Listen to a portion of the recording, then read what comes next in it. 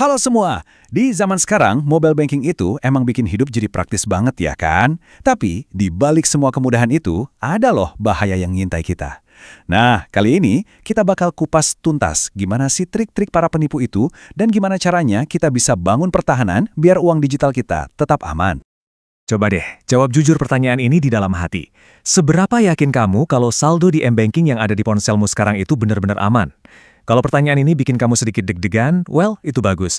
Karena rasa waspada itu adalah langkah pertama menuju keamanan yang sesungguhnya.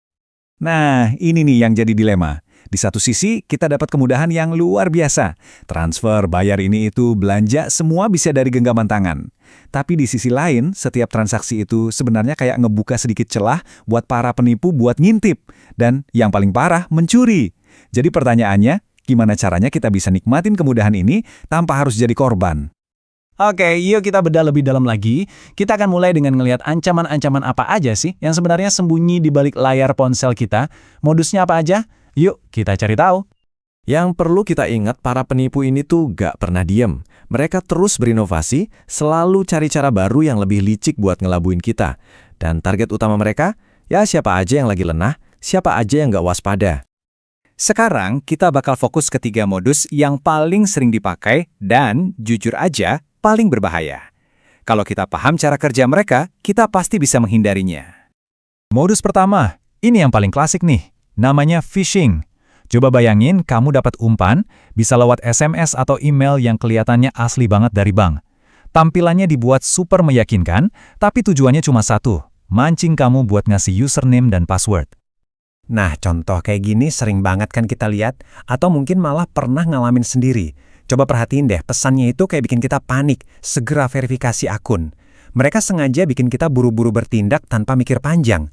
Begitu kita klik link itu dan isi data, ya udah, kena deh jebakannya. Lanjut, ada modus yang lagi marak banget dan licik abis, file APK palsu. Jadi si penipu ini ngembungkus virus jahat di dalam file yang kelihatannya normal banget. Bisa berupa undangan nikah digital, file resi paket, atau bahkan tagihan listrik. Tujuannya simple banget sebenarnya, tapi dampaknya ngeri. Waktu kita install, aplikasi ini bakal minta izin akses ke banyak hal di ponsel kita yang sebenarnya nggak masuk akal. Mereka pengen bisa baca semua SMS kita. Tujuannya cuma satu, nyolong kode OTP yang dikirim bank. Modus ketiga ini, wah ini nyerang langsung ke jantung keamanan kita, nomor telepon. Biasanya ada 2 cara, SIM swap, di mana penipu bikin kartu SIM baru pakai nomor kita, dan call forwarding, di mana mereka ngalihin semua panggilan masuk ke nomor mereka. Coba deh perhatiin, betapa gampangnya trik call forwarding ini bekerja. Si penipu nelpon, ngakunya dari pihak resmi, terus dengan sopan dia nuntun kita buat neken kode kayak bintang 21 bintang, diikuti nomornya. Tanpa kita sadar, kita baru aja nyerahin semua panggilan masuk kita, termasuk telepon dari bank yang isinya kode OTP, langsung ke nomor si penipu. Nah, sekarang pertanyaan pentingnya, kok bisa sih kita gampang banget ketipu? Jawabannya itu bukan soal teknologinya, tapi justru ada di dalam pikiran kita sendiri. Yuk, kita bahas sisi psikologis dari penipuan ini. Jawabannya ada di sini, rekayasa sosial atau social engineering.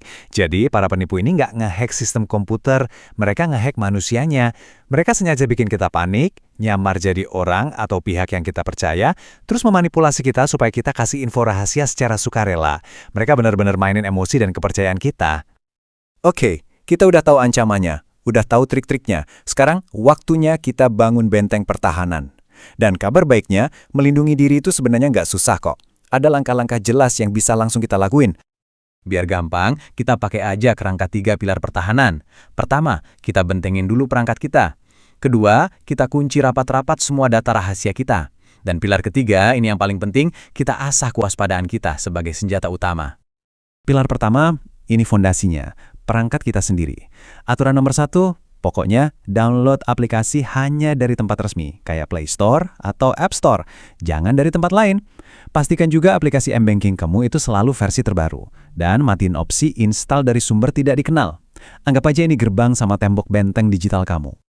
Pilar kedua, ini soal jaga harta karun kita, yaitu data pribadi. Anggap OTP sama PIN itu kayak kunci berangkas.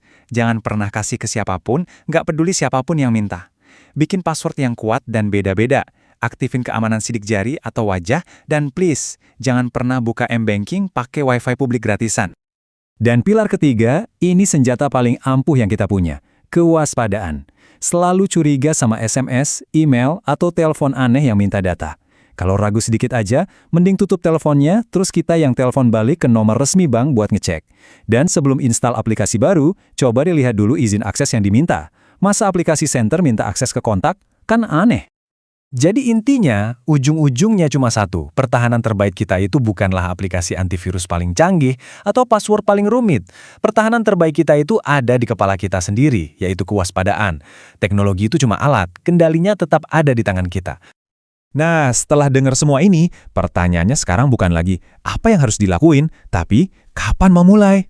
Dari semua cara tadi, langkah keamanan mana yang bakal kamu ambil hari ini juga? Pilihannya ada di tangan kamu. Yuk, amankan diri kita. Mulai dari sekarang. Oke, yuk bergabung bersama kami di Tenpina BPBD Jawa Timur, Taman Edukasi Bencana di Waru Sidoarjo, yang bekerja sama dengan IGI Jatim dalam acara BIMTEK, Bimbingan Teknis Google Notebook LM. Bersama saya, Fajar Himawan. Sampai jumpa dan terima kasih.